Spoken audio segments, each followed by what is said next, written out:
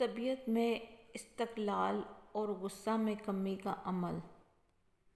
اگر کسی کو بات بات پر غصہ آتا ہو اور ذرا ذرا سی بات پر آپے سے باہر ہو جاتا ہو تو ایسی صورت میں کثرت سے درود شریف، درود ابراہیمی نماز والا پڑھا کریں۔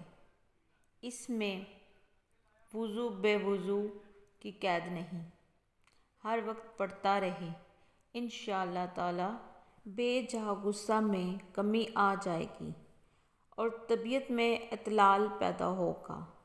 طبیعت میں مستقل مزاجی کے لیے باوضو اول 7 بار درود شریف پڑھیں، اس کے بعد 187 بار یا ودودو پڑھیں، آخر میں 7 بار درود شریف پڑھیں۔ یہ عمل کسی بھی نماز کے بعد کیا جا سکتا ہے، بہتر یہ ہے کہ عشاء کی نماز کے بعد کریں۔